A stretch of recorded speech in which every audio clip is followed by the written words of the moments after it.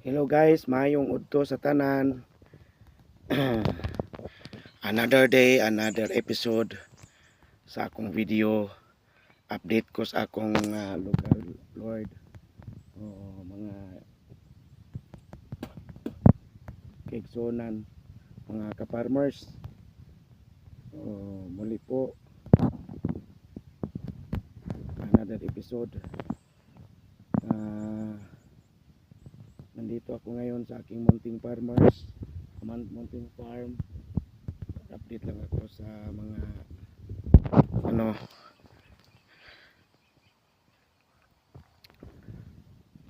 kasi tagal-tagal na hindi ako nakapunta dito. Marami ng mga panahon. Dagang kong mga panahon nga giusikan, gumikan kay napukoy kasi kaso sa akong pispan. Karon naka kuan ko sa kong area, nakani ko tanawa sagbuton pagkain nila nga lugar. Ya. So nga kung gihimo nag-spray lang ko. Spray lang kay at least basin pa man mabawas-bawasan ba maminus-minusan ang mga sagbot. Kay at least kada bulan o kada semana sprayan og mga herbicide. So ang sagbot mo control siguro, dili siguro mo daghan, mo tubo og dali. So gumikan kay duha ni ka lugar akong giatiman ni hinay o hinaot nga malampuso ng akong mga tanom kay dako naman ang akong makita ninyo ng durian kana muna siya ang durian kay dako na nga sobra na siya sa tao katas, so taas na ya. Ubay-ubay po na sila parehas og height. Gumikan kay ang mga silingan po nako din magsige man pug sunog-sunog. So kay nagsigig sunog-sunog sila, madisgrasya gid ang akong mga tanom.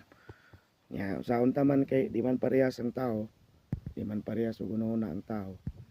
So ato lang na silang pasagdan. Magpadayon gyapon ako og tanom. Munang panghangyo gyapon ako og mga liso sa mga prutas sa akong mga kaila. Hilabi na katong naay mga liso sa prutas o namaligya og mga prutas. Yang mga liso dili nila gina atiman. So ako kanang pangayon sa ila aron pod nga makatanom pod ang taon sa akong lugar. Kay aron pod magmalipayon pod ang mga tao nga magtan-aw nga nanay bunga or nanay turok. Hinaot nga makauna-una ra pod ang uban nga mga tao, mga kaigsunan sa dili na sa pagasunog or gitawag og pwede man ka mosunog apan responsible klase nga pagkahimo, no, aron nga dili ka makaporisyo sa imong mga kasilinganan. Kay farmers man ta, pobre man, wala man siguro kayoy adini sa Pilipinas gamay ra ang farmers nga mga dato. Gumikan kay ang dinis Pilipinas, ang mga farmers wala gihatagaan og importansya sa atong gobyerno. Gani ang atong mga leader nagsadaiya silang mga rason saon nila pagtabang sa mga farmers apan lahi ang nagdikta, lahi ang ilang ginasulti ug lahi pod ang ilang ginadikta sa ilang kasing-kasing. Muna nga ang atong mga farmers gitawag kana siya og backbone, bukog sa atong gobyerno. Munang makaluloy kayo ang mga farmers din sa Pilipinas. So hinaot lang taon nga mga concerned government officials or soon to be concerned government or private individual nga soon to be government officials. Shout out sa inyong tanan nga kung magserbisyo unta murag sugdan nato sa atong kaugalingon, no? Kay sa akong nabantayan, sa akong pila na ko katuig diri sa uma-uma, daghan na isab kong nabantayan nga ang farmers pinakamakaloy sa tanan. Mas mayo pa gani ang mga laborer, mga construction worker, kay kana sila fix ang ilang gina compensate every week or depende sa ilang boss kung ano sa sila magbayad. Pero ang mga farmers wala sila kuan, wala na sila kasiguruhan sa ilang income. Gumikan kay magdepende sa ilang silingan, magdepende sa ilang panahon o unsa ang mga resources nga naa sa ila para apply nila diha sa ilang mga farmers. Example na lang sa kuha.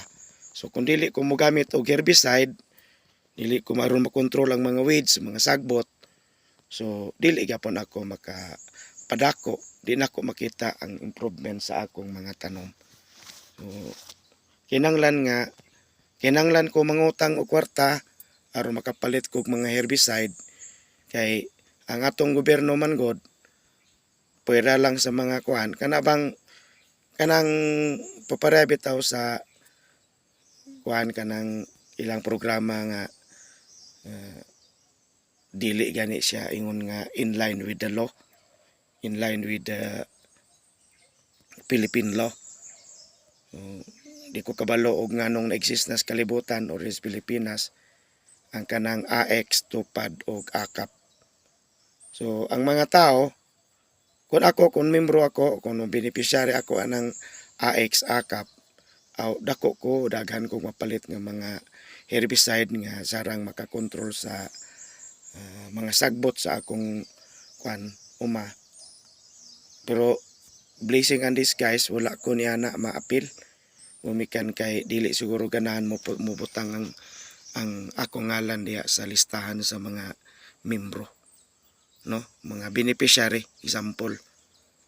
So minanara mga kaigsunan, nagpadayon ako og trabaho din sa akong lugar nga bisan pa man kung inyong makita, grabe kayo ka sagboton, grabe nagikay ka sagboton. So nanay mga prutas noon, dili sa ingon nga wala, nanay uban noon. Ako yung mga lubi, so sagol-sagol na kini. So ang ako lang nga murag ko na ning akong mga tanom kay aron pod nga makakaon pod ako. So mga ka-farmers, salamat sa inyong pagsuporta sa kang Bastos Vlog. Hinaot nga mapadayonan ang inyong pagsuporta. Wala laman laing magsinuportay kundi kita raman nga mga vlogger.